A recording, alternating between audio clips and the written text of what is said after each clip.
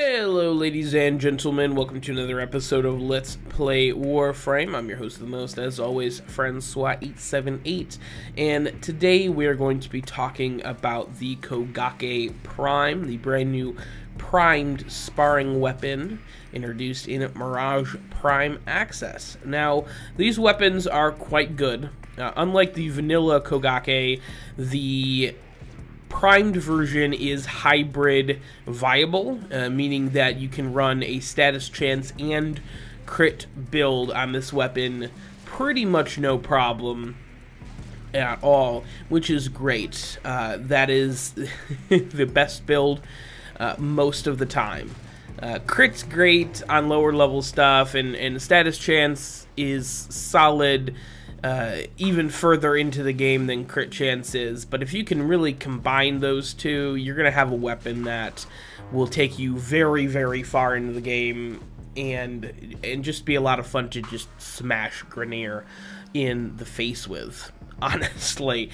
The weapon's base stats are 70 base damage, very solid, twice as much as the vanilla Kogake, mostly in impact.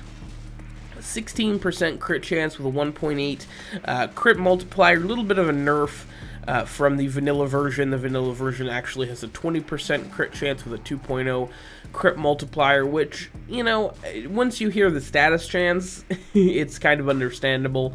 The 34% status chance kind of makes up for it, up from 10% on the vanilla version.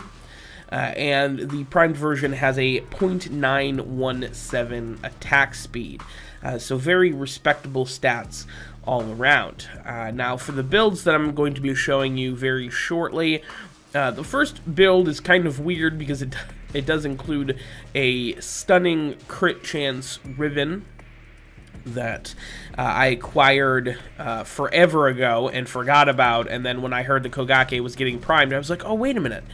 I have a ribbon for that. So it's not exactly the most universally great build. However, I would say that a pretty standard build for this weapon would be condition overload and getting enough status chance on the weapon to guarantee you 100% status chance. Condition overload is only a really great mod unless you're hitting status procs every single time you take a swing. Alright, Berserker is also a really solid choice. More attack speed equals more procs equals more damage overall.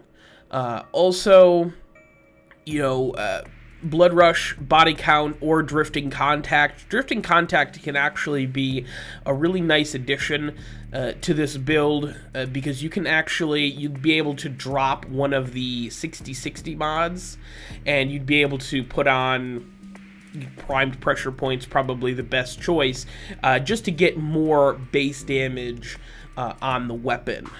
So, in summary, condition overload, blood rush, body count, berserker, 4 60/60 mods, or condition overload, primed pressure point, blood rush, drifting contact, berserker, and 3 60/60 mods, so you're still getting that 100% status chance, you're still getting that crit viability, but you're also, your base damage is much higher, and you're able to, base damage is very important with crit, and, you know, a weapon with a lot of crit chance but low damage is, it's hard to explain. It's a whole nother topic for another video that I'm not going to get into right now. But base damage is important. That's the, the point of that whole story. So either way you want to build this weapon is great. Because the stats are very solid for the weapon overall, there's a number of different ways you can handle this weapon, especially if you have a ribbon for it. So experiment around. The weapon does come with 3 V polarities on it as well, so formas aren't going to be as much of an issue as they would be with any other weapon. I did add one Forma for a D polarity slot for my Riven. That was a personal choice and not something necessarily that you guys should do, though D polarity is good for drifting contact, so that's up to you guys. Not that drifting contact is a is a mod capacity heavy mod, so it's up to you guys how you want to mod this weapon. It's a real solid weapon. I'm very impressed with it. Brutal Tide is the stance that fits into it naturally. If you would like to Forma that out and add a different one, that's your prerogative. Personally, I really love Brutal Tide. It's a very quick stance, and it's a lot of fun to use. You just there's something about breakdancing your enemies to death that I thoroughly enjoy. And overall, the design isn't anything spectacular. I mean, they look cool, but you hardly really get to see them because of the fact that they're basically, you know, on your knuckles and on your feet all the time. So they're not really, you know, the most visually stunning weapons, but they're not bad. They could definitely have been goofier. They could definitely have been goofier. But yeah, overall, just a very solid set of sparring weapons. Overall, very impressed with them. And I'm hoping DE continues with this trend of giving us great primed weapons. I really do. And that's going to wrap it up, ladies and gentlemen. Thank you for watching. I appreciate it. Please like, comment, and subscribe. Follow me on Twitter. Follow me on Facebook. All that, you know, the typical YouTuber shtick.